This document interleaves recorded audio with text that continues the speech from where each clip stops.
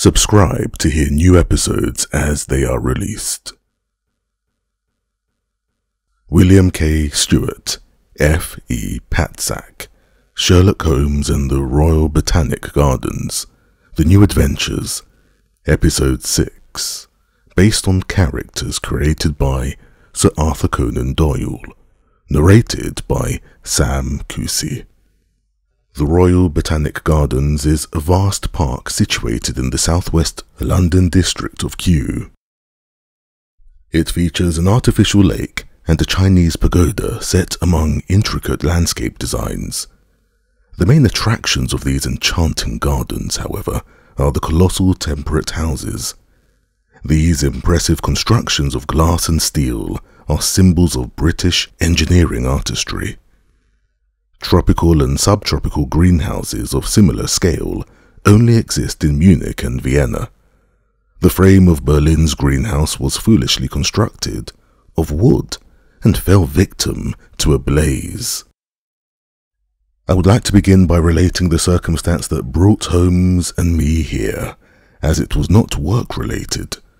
My therapist, Dr. Kurzman, who was helping me process my traumatic experiences at Highgate Cemetery, has taken interest in my spiritual well-being and believed it would benefit my recovery to go on weekly excursions to the country or seaside. As my loyal companion, Holmes agreed to accompany me, though he made no secret of the fact that he did so reluctantly. Since he did not care much for the sea and was not keen to surround himself with English townsfolk, we compromised on Kew Gardens. Even so, Holmes was in a cantankerous mood as soon as we arrived. The Palm House, which was constructed between 1841 and 1849, sits in the heart of the park. It is brimming with tropical plants that were grown in pots or imported from overseas. We were on our way there when I made an attempt at an uplifting remark. "Well, Holmes," I began, breaking the silence that had persisted as we walked, "isn't this a splendid park?" Holmes stopped and slowly pivoted until he was facing me. "My dear Watson," he said with an unexpected smile, "do you remember when I said that I would most certainly not enjoy this excursion?" "Why, yes, of course," I said excitedly. Holmes's expression turned sour as he scanned the landscape. "I was right," he said, and continued walking briskly. The exchange reminded me that I had wanted to stop harboring false hopes. I ran a few paces to catch up with Holmes. "But you must admit," I panted, "that Her Majesty's gardens symbolize the grace and sheer boundlessness of the British Empire." Holmes stopped in his tracks.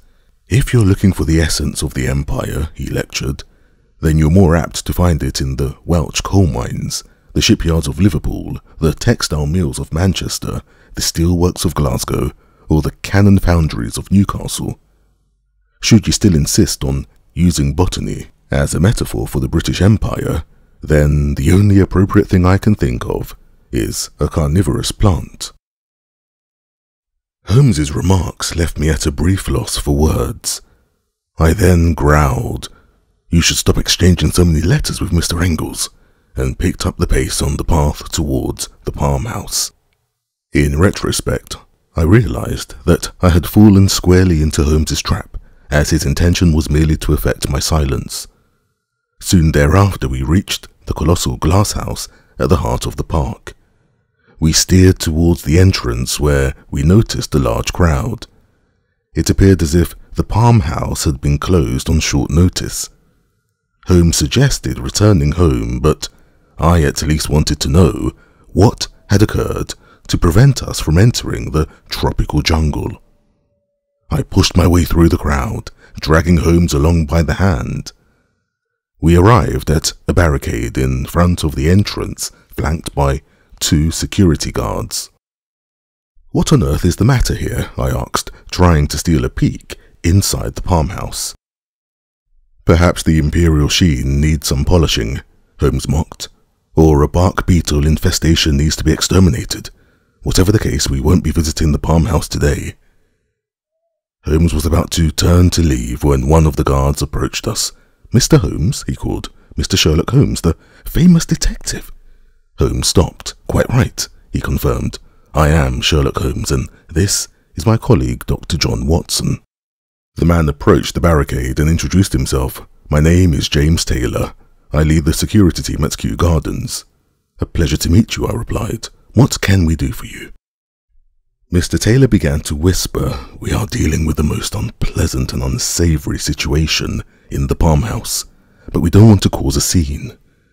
I looked around. The crowd had grown. Everyone was trying to find out what had happened inside the glass house. "It may be a trifle too late," I concluded soberly. Taylor sighed. "Gentlemen," he explained in a soft voice, "there was an incident. A dead body was discovered in the Palm House." Holmes's eyes lit up. Should this insufferable excursion to the London suburbs suddenly offer Holmes an opportunity to preoccupy himself with death and murder, he would be instantaneously contented. "You don't say," he remarked casually, trying to contain his excitement. "And do you believe the death to have occurred from unnatural causes?" "Don't get me wrong, Mr. Holmes," Taylor replied, "but part of me very much hopes so. If not, the case would be even more puzzling than it already seems." Holmes and I exchanged glances. I'm certain he could read from my expression that I would have preferred to continue our stroll towards the pond, but Holmes had firmly made up his mind. "Very well," he said to Taylor. "Since we are here and don't have anything else to do, we could at least take a look." "That would be most kind and helpful," Taylor answered, relieved. I had hoped that she would suggest it. He let us pass the barricade. "Follow me, I will take you to the scene of the crime." "The scene of the find," Holmes corrected. "For now, all we know is where the body was found." Taylor nodded. "That's correct, but it is a truly remarkable sight. You've surely never found a body like this before." He led us towards the entrance where his colleague opened the gate. Holmes followed eagerly while I trailed reluctantly.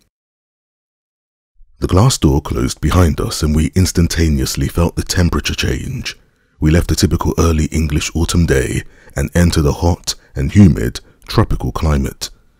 The conditions reminded me of the Indian jungle, which was precisely the point. Holmes remained stoic. "Now, where is the body?" he asked, a trifle impatiently. Taylor led the way. "If you would please follow me, we need to walk over to the west wing." In a single file, we traversed paths between lush vegetation, exotic trees, bushes, and flowers. I must apologize for my poor knowledge of botany. I believe I noted palm trees and orchids among the many plants. We finally arrived at an intersection of paths. Taylor was certainly true to his word.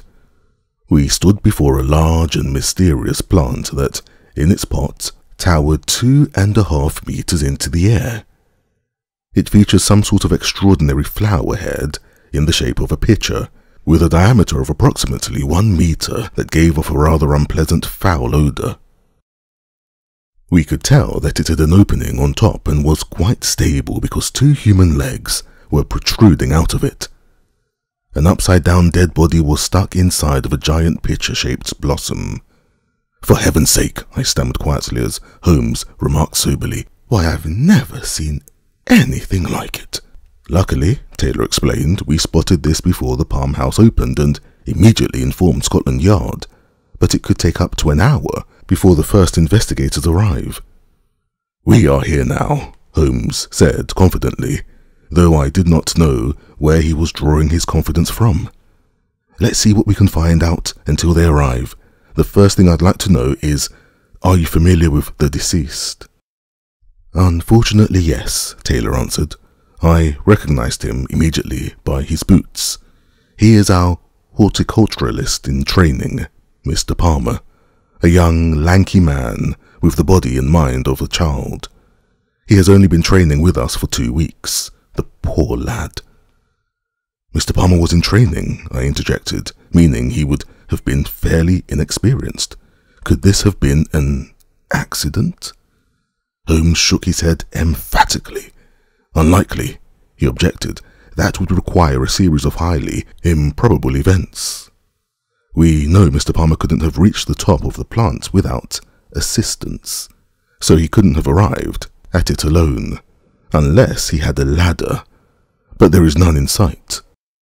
In my opinion, it is far more likely that his lifeless body was deposited inside of the pitfall trap. Presumably the perpetrator was in a rush, which is why he left Mr. Palmer's feet protruding out of it.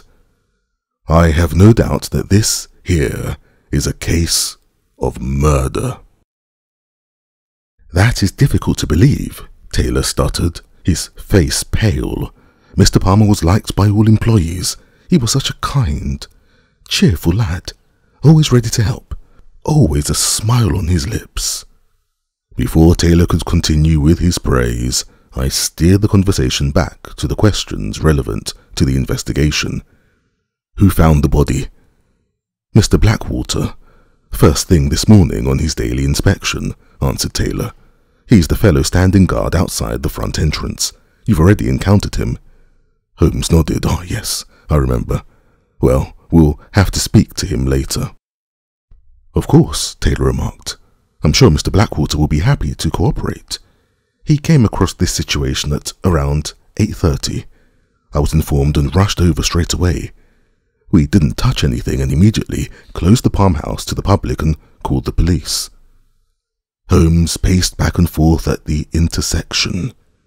So you did everything right, he said, and stopped walking. Who else was in the farmhouse at the time? Taylor thought about it for a long time. 2 others, he answered. The farmhouse's head gardener, Mr. Greenfell, who happens to be, or have been, Mr. Palmer's mentor, and Mr. Redwood, our tropical botanist and scientific director.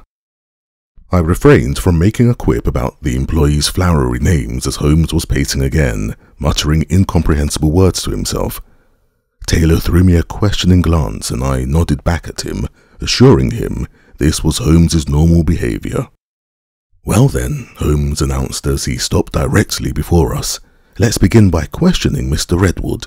Mr. Taylor, would you please find your head botanist and bring him here? Certainly, I'll be on my way at once, the chief security guard replied, and left Holmes and me to ourselves. Now that we were alone, I pulled out my handkerchief and wiped the sweat off my brow. The artificial, tropical heat was getting to me, but Holmes seemed unbothered by it. Well now, my dear friend, I began and leaned against a planting table. I must admit the situation we encountered here is somewhat sensational. Yet, or rather therefore, I would not know where to begin a reasonable investigation. The whole thing is quite a mystery. If it weren't such a tragic incident, one would have to call it a case of utter nonsense. Perhaps we better leave it to the police? Slow down, my dear Watson, Holmes objected. We shan't allow ourselves to become distracted by this peculiar crime scene, which may have to do with the perpetrators being in a rush. As always, we shall proceed in a systematic manner. Observation, analysis, interrogation, and deduction. We don't yet know the cause of death. I am sure that Mr. Palmer did not fall into the pitcher plant accidentally, regardless of whether he was by himself or in the company of someone else. It is therefore imperative that we recover the body to examine it. We will also want to hear what the other employees have to say. As so often, Holmes was right. For better or worse, I could bid adieu to my casual excursion into nature as prescribed by Dr. Kurzman. In Holmes's company, one was never spared death, decay, and crime, even in one's pastime, and so I resigned to my fate. Very well, I said after some reflection. We are dealing with a potential murder in a dense jungle inside of a large, confined building with glass walls. Only 5 people, including Mr. Taylor, have access to the farmhouse. One of them is dead. The perpetrator must therefore be one of the remaining 4. Holmes nodded. That was a fine deduction and summarization, he concluded. And that means there are more suspects than we'd like. Thereupon Taylor returned. He was accompanied by a slightly older professional type, the botanist Mr. Redwood, as we learned from our introduction. Redwood seemed frustrated to have been interrupted from his work. He kept stroking his white beard and cleaning his round glasses demonstratively. "Well now, Mr. Holmes," he explained, "as you can imagine from my position, I am a very busy man and carry a great deal of responsibility for Her Majesty's exotic cultivations. Ask your questions, but make it quick." I was aggravated by Redwood's poor manners. Holmes, though, did not seem bothered. "We certainly don't want to take more of your time than necessary," he replied calmly. "Let's get straight to the point. Where were you this morning when the body was discovered in the pitcher's plant?" Redwood became even more indignant and began to raise his voice. "Are you suspecting me of having committed this crime? That is outrageous." "By no means, Mr. Redwood," Holmes assured. "By inquiring the whereabouts of all employees, we are merely collecting witness statements that could be useful in solving the case. You are of course entirely free to leave at any point, or you can assist us as a potential witness. As a scholar, you must be exceptionally perceptive and highly intelligent. Isn't that so?" Redwood hesitated briefly, then his vanity took charge. "All right, Mr. Holmes." His tone was now friendly. "Of course, I won't hesitate in assisting you to the best of my abilities. As every morning, I was in the East Wing at 8:30, where I like to inspect the work of our gardeners before the gates open." "Did you notice anything unusual?" Holmes asked. Redwood shook his head. "Just the usual, Mr. Holmes. You probably know how support staff and subordinates can be. Our gardeners are simple folk, capable of digging a hole, but when it comes to carefully tending to exotic plants, they soon reach the limits of their minds and capabilities." Holmes did not just ignore Redwood's unnecessary denigration, he even nodded in agreement. "Good employees are hard to come by," he affirmed. "Does your criticism also apply to the victim, Mr. Palmer?" Redwood snorted like a horse. "Especially Palmer," he exclaimed. "He was a naive young lad, no idea about anything, dull and unwilling to learn. But that's not surprising, given the man he was training under." "Are you referring to Mr. Greenfell?" I interjected. "Indeed," said Redwood. He had grown calmer now. "I had to put in a complaint with management about his incompetence on more than one occasion." Holmes kept a straight face upon hearing Redwood's accusation, even though a conflict between the two could be a potential clue. "I understand," he muttered. "So, if I understand correctly, you didn't notice anything pertaining to the crime because you were busy at the other end of the farmhouse?" "Correct," Redwood confirmed. "If you ask me, I wouldn't be surprised if our support staff got into a fight. Probably over something trivial like football. It's also likely that alcohol was involved." Holmes did not engage with Mr. Redwood's accusation and steered the conversation in an entirely different direction. "Mr. Redwood," he began after a short pause, "as a leading specialist in tropical botany, you can surely provide me with some expert knowledge on this unusual crime scene. What kind of plant is this?" "Certainly," replied Redwood, who, now in his element, took a few steps towards the plant. "It is a Nepenthes penthesilea, a remarkable specimen first discovered in the Amazon a few years ago. It is a species of pitcher plant and an extraordinarily large example of one too. Naturally a carnivore."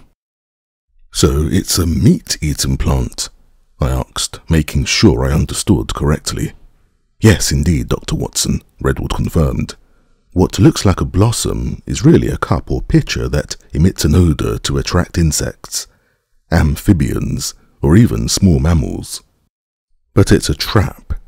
Once an animal has entered, the smooth interior walls of the pitcher make it impossible for the animal to escape, while a digestive fluid at the bottom begins to break down its flesh while it's still alive." "I do very much hope," Taylor chimed in, "that poor Mr. Palmer isn't being consumed by the plant as we speak. Or is he?" Redwood grimaced at the question and continued to focus on Holmes and me. "Mr. Taylor's naive concern is unfounded," he explained. "It takes an ordinary Venus flytrap 1 whole week to digest a common housefly. Even if this plant is many times larger, it would theoretically take several months or even a year to break down a human body, at which point the natural decaying process would have already done the job anyhow. In fact, the Nepenthes penthesilea does not feed on anything larger than frogs or sometimes mice." "How reassuring," remarked Taylor, and backed away from the plant as a precaution. Holmes, whose insidious sense for the macabre briefly shone through, was noticeably amused before composing himself again. "Thank you, Mr. Redwood," he said. "Your lavish descriptions will certainly be of use to us. We don't want to keep you any longer." Redwood bid farewell with a silent nod and hurried off. Holmes turned to Taylor. "Now please get Mr. Greenfell." "Very well," said the security guard as he was leaving. Holmes glanced at the body sticking out of the meat-eating plant and called, "One more thing. Please ask Mr. Greenfell to bring a ladder." Taylor understood and nodded, naturally. Once we were alone again, I attempted to review what we had learned so far. Redwood, provided he is telling the truth, had nothing pertinent to offer in solving the case, since, according to his testimony, he was too far away from the scene of the crime. That being the case, I found curious his scholarly overconfidence and disdain for the gardeners, whom he believed capable of misconduct and even murder. "That's all true, my good Watson," Holmes opined of the summary. "Apparently it's not entirely impossible to find a halfway decent employee." "Very kind, Holmes," I remarked without further engaging with his little quip. "To be honest, we haven't got much to work with." Holmes made a calming motion with his hand. "Do not worry," he reassured. "One step after the next. There is ample time before Scotland Yard arrives." I looked at Holmes suspiciously. "Is that what motivates you?" I asked. "To be quicker than the police?" Holmes smiled. "By no means," he objected firmly. "Not quicker. Better." I was still thinking about Holmes' statement when Taylor returned. He was closely followed by Mr. Greenfell, whose clothes clearly identified him as a gardener. He was carrying the ladder we requested. As the two were approaching, Greenfell glanced at the victim's feet and quickly turned his head. It appeared to be a difficult sight for him. Taylor and Greenfell walked up to us. "Gentlemen," Taylor said, "may I introduce Mr. Greenfell, our head gardener, and Mr. Palmer's supervisor." Holmes and I both nodded silently at the gardener. He reached out his hand, which was dirty from working in the soil, and I leaned in to shake it before Holmes even had a chance to refuse the gesture. "I am Dr. Watson," I explained, "and this is Sherlock Holmes, detective from London." Greenfell did not seem very surprised. "A real detective?" he asked in Holmes's direction. "Then you've certainly taken down a number of miscreants in the past." "Indeed," Holmes confirmed. "Then do me a favour, detective," Greenfell continued abruptly. "Find my friend's murderer." Holmes only briefly hesitated, then assured we will certainly do so. I felt less optimistic, but nodded enthusiastically so that we could get to the questions. "Mr. Greenfell," I began, "we don't want to beat around the bush. Where were you this morning at around 8:30, the presumptive time of the crime?" "In the tool shed next door," Greenfell answered, without a moment of hesitation. "I was packing my work equipment, and it was taking longer than usual because I couldn't find my hedge shears." "I see," remarked Holmes. "And your colleague, Mr. Palmer, where was he?" Greenfell answered quickly again. He had gone ahead to the farmhouse to see to the orchids. He was particularly fond of the orchids. He visited them every morning and evening. They're down the next path. I took over the interrogation again. How was your relationship with Mr. Palmer? You mentioned you were friends. Greenfell looked down. We didn't know each other long, he recalled, but we got along from the very start. I looked after the lad. He needed help from time to time. Do you mean at work? I inquired. Yes, indeed, Greenfell answered, but he almost let himself be bullied by others, especially superiors like Mr. Redwood or by colleagues from security and management. I told him not to put up with everything and to demand the respect he deserves. Holmes, who had seemed a trifle absent, suddenly became restless. The orchids, he called. Could you show me to the orchids? Greenfell seemed surprised by Holmes' sudden request. Naturally, he said, nodding his head. If you would please follow me. They're just round the bend. Greenfell led the way. Holmes, Taylor and I followed. We arrived at a sea of flowers at the top of the eastbound path which meets the intersection by the meat-eating plant. Here we are, Greenfell announced.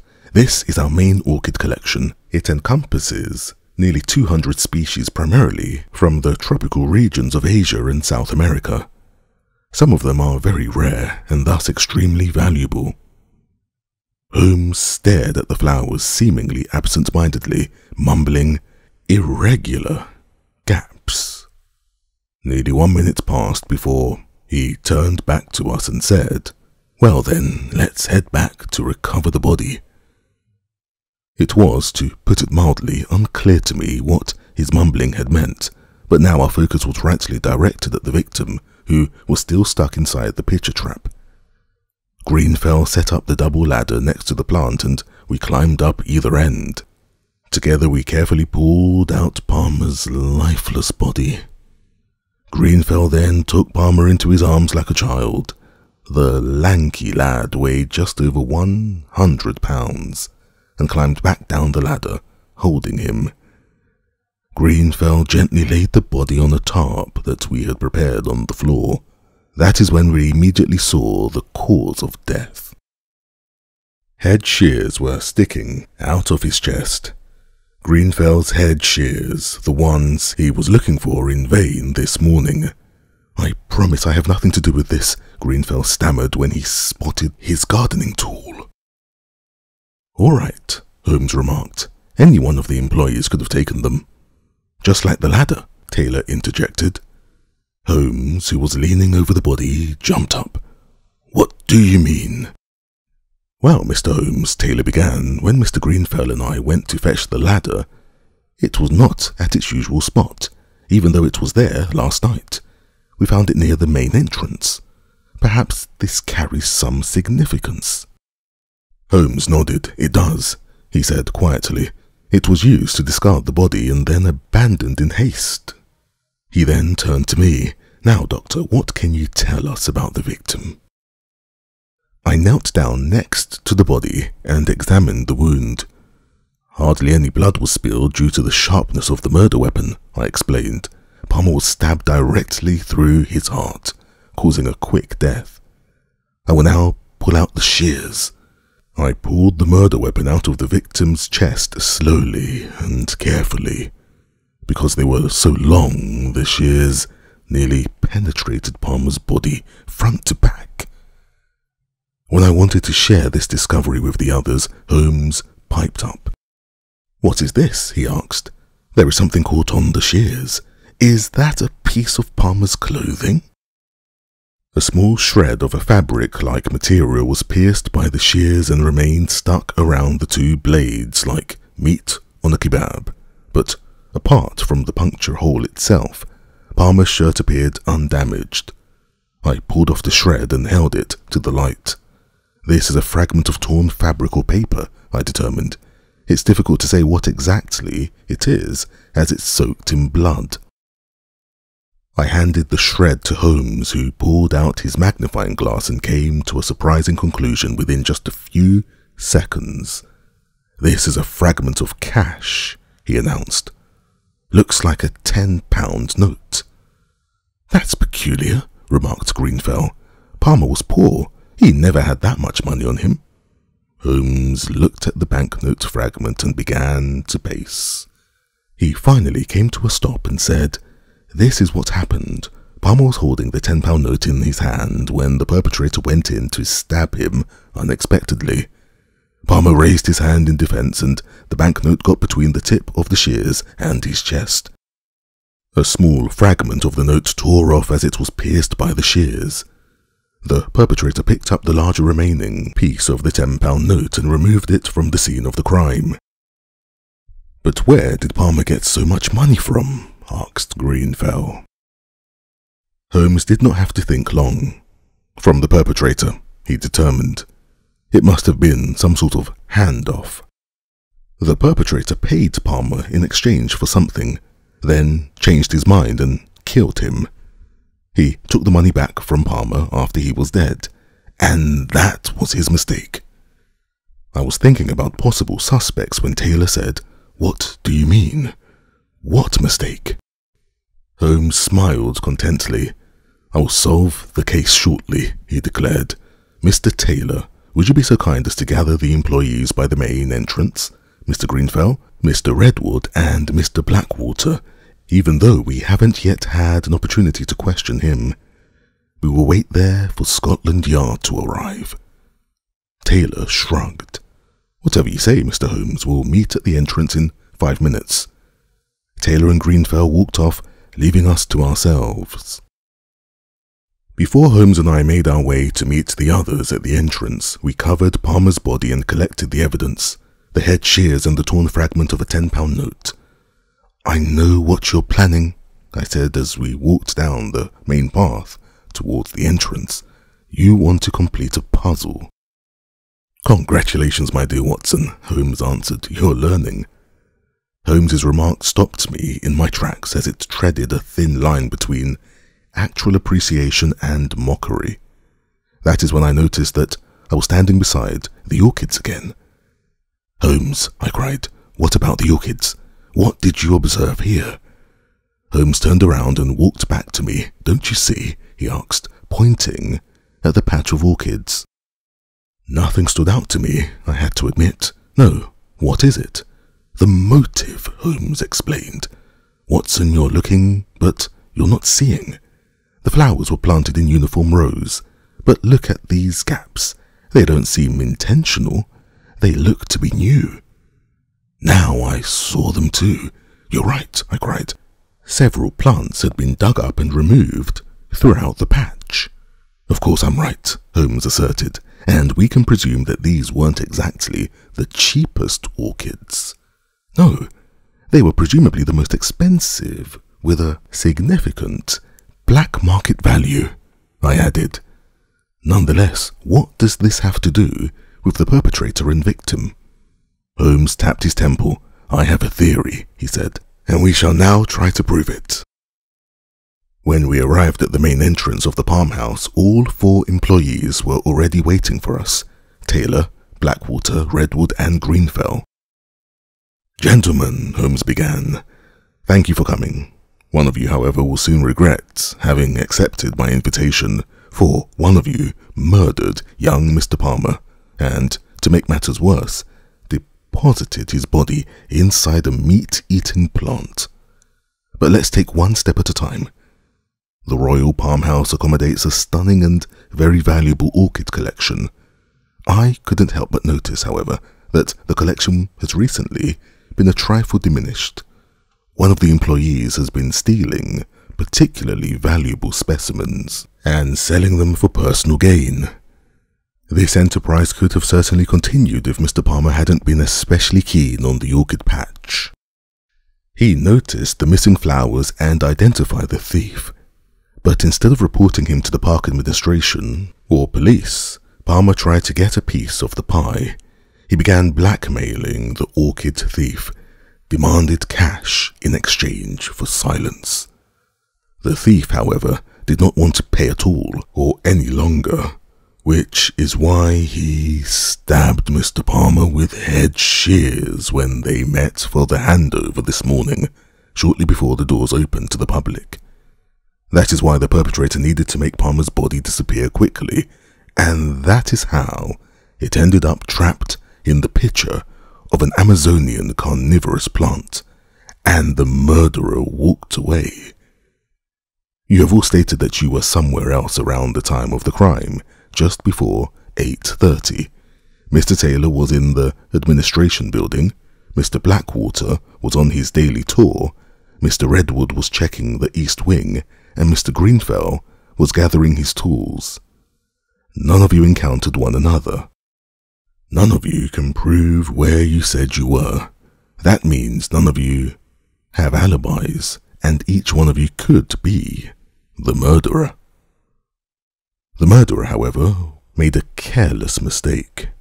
He left behind a small fragment of a £10 note that tore off during the deadly assault and was pierced by the shears. When we find the banknote that matches the fragment, we will have found our perpetrator. Gentlemen, you know what comes next. I must ask you to get out your wallets to see whether the banknote in question is in your possession. You naturally have the right to deny our request, since Dr. Watson and I are merely advising detectives. If so, however, Scotland Yard will perform a search as soon as their officers arrive, which should be any moment now. That will be all. Thank you for your patience. There was silence. Holmes lit the pipe he had been packing throughout his lecture. No one moved. The four employees just passed one another suspicious and tense glances. If the perpetrator wanted to make an escape, he would have had to do it now, but something else happened. Redwood suddenly grabbed Blackwater by the collar and cried, "You wretched idiot, you've ruined everything." Blackwater broke loose and pushed back Redwood. "Shut your trap, they don't have anything on us." Even Holmes seemed surprised and found no words. "The two of you conspired," Taylor exclaimed. "It was all his idea," Blackwater cried, pointing at Redwood. "I know nothing about orchids." "But you murdered Palmer," Redwood countered. "I had nothing to do with the murder." "What should I have done?" asked Blackwater. "He wanted more and more money, or he was going to turn us in."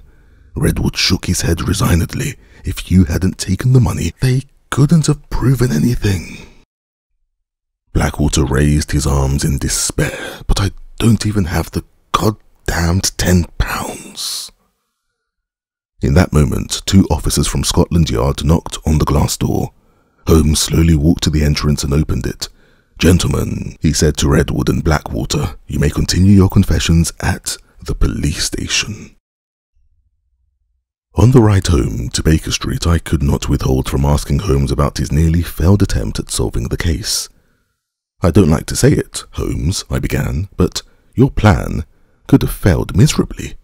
In fact, it was destined to fail.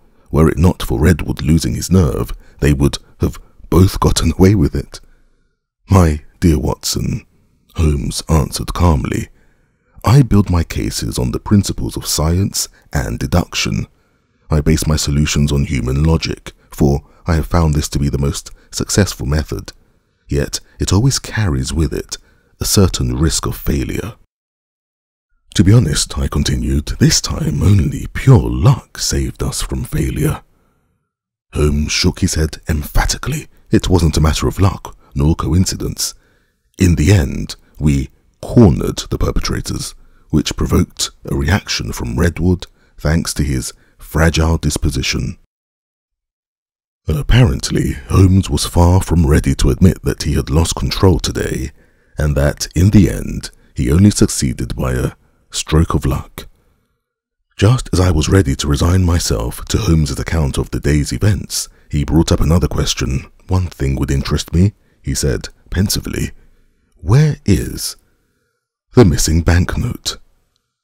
Naturally, I did not know the answer, and so we continued our ride in silence. The banknote, in fact, was not found on Blackwater because of the perpetrators' mutual accusations and confessions which they repeated in the custody of the police.